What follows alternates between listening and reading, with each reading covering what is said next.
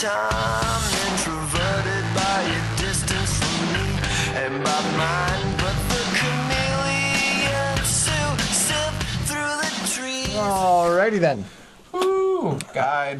So yeah, new episode of the guide. Of course, I'm all decked out for You know the Broncos aren't in the Super Bowl, right? I know, but I can dream, can't I? But It's a actually, big dream. the reason I have this on is we have our Super Bowl prediction up at HollywoodJesus.com, and we'll see if Madden 11 can correctly predict this year's Super Bowl winner. It's leaning towards the Packers, right? Yes, it is, because I don't want the Steelers to win. So there might have been a little external influence there in the plays that I picked, but yeah, we'll see just how accurate that is.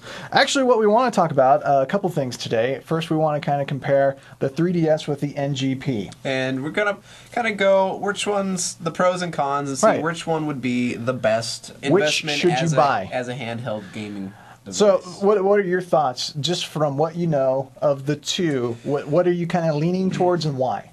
Right now, I'm leaning towards the 3DS. Okay. And that's because, like, the NGP, it seems, wow, that's really fancy and futuristic, but It is. the 3DS just seems like it's going to have more genuine entertainment quality to it, to the games and just itself. So, and I think it's going to be a little bit cheaper, too. Yeah, I think that's pretty much a given. We haven't heard the price for the NGP yet, but it is packing a ton of tech in it. I would be shocked if it was the same price. Yeah, totally. I'm expecting it to be maybe about $299. Seems like the sweet spot for the NGP. It could go higher than that. It really could. Yeah, it could. It could go up to $350. Yeah, it could, which is ridiculous for a handheld. I'm kicking something under there. Sorry. But it does look, it looks really cool. Like, if somebody gave me an NGP, I would be happy to take it because it looks like a really fun, futuristic... There's a lot of things that if someone gave it to me in life, I'd be perfectly happy to take it. Well, but I agree with you. If someone gave me I'd be perfectly happy with that as well. You know, I was looking through the comparisons. You know, the 3DS is going to be $250. We don't know the price for the NGP, so it's kind of hard to say. Price-wise, expect the NGP to cost more. Tech-wise, you got non-glasses 3D tech with the Nintendo 3DS, which is pretty cool. how cool, it's the first of its kind. Yeah, that is really cool tech. And then with the NGP, you got the organic light-emitting diode screen, which is going to be really bright. It's going to have bright colors, and it's going to have PS3 quality graphics, so they say. If they were somehow able to make it where you could take a PS3 game that you're playing, transfer it to the NGP, continue playing that game, and then once you're done walking around with it, go back and play it back on the PS3. That would be huge. That would just blow my mind. That would blow my mind as well. So I don't know if they're going to do that, but it would be super cool if they're able to do that. No word yet on whether or not they will. And then finally, 3DS has Wi-Fi, whereas the NGP will have Wi-Fi and 3G.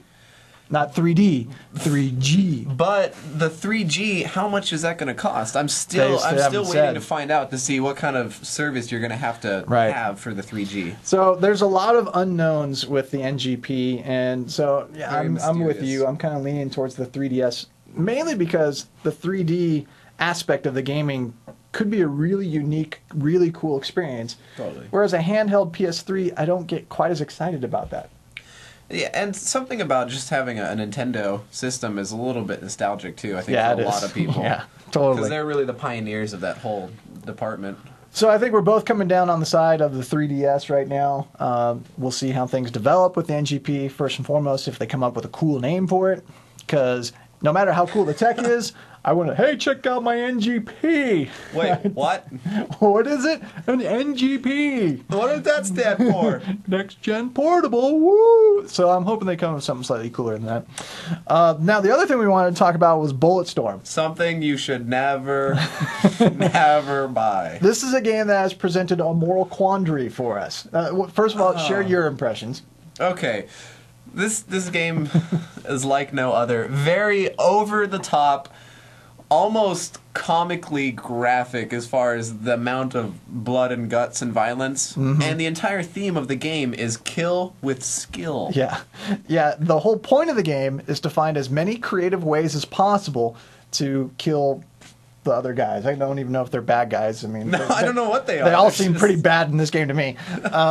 So yeah, it's all about finding creative ways to dismember, explode, shoot, and otherwise destroy the people that you're shooting at. There's a lot of different ways to do it. Too. Yeah, you can get rather creative with the ways that you kill people, which made me a little unsettled. But I had a problem here. I was trying to think, okay, this is a game that says kill and make it as fun as possible, which is kind of unsettling to me. But then I was thinking, you know, I play games like Bad Company 2.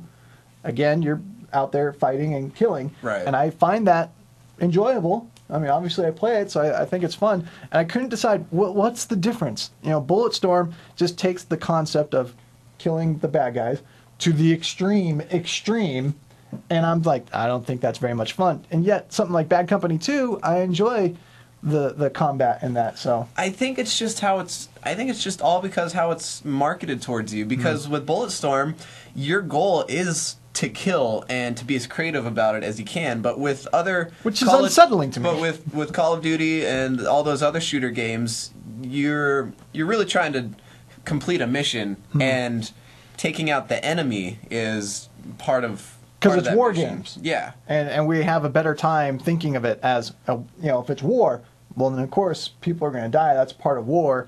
And we're just doing a combat simulator of war games, and that makes it okay somehow. You know, I was really struggling with this as I was playing Bulletstorm. I was like, why do I find this so much less appealing than something like Bad Company 2? They're both the same concept. You blow up the bad guys. Right. It's just in Bulletstorm, they acknowledge that you're doing it for fun, so make it as fun as possible. Wrap those grenades around the guy's head, kick him onto a bunch of spikes, and then blow him up. It's like, yeah, so there's a little bit of a moral judgment call, I think, with this game. Yeah, and it really brings into question, well, why do we play shooters to begin with? You know, something like Bulletstorm, it's like, you're killing for fun? Well, that's kind of the basic premise of every shooter out there. It really is, yeah. You know, Halo Reach, any of them. So, yeah, I was struggling with that. And if you guys got opinions or thoughts on this, be sure to share them with us. Yeah, definitely. And I think like Bulletstorm's just a little bit of an abrasive game because it really is very over the top, violently graphic. Violently graphic. It's brutal. It has all kinds of language in it. It's just you don't want to play it at all. But it does bring up the question, why play shooters at all? Which is an interesting moral quandary. So share your thoughts on that. You can send your emails. Will@m88.org. Or Johan at calvaryabq.org. Or you can just leave a comment on the video page there at hollywoodjesus.com and share your thoughts on this. And that should wrap it up, yeah? Yeah, definitely. We'll take everyone's thoughts, and maybe if we get some feedback, we can readdress the moral quandary next time. I would like to explore this further based on the feedback that we get from our viewers, because Bulletstorm really, in my mind, brought up an interesting question. Why do this in any form? Exactly. Let alone the overtop form in Bulletstorm. So that'll be it. Thanks for tuning in to the guide this week.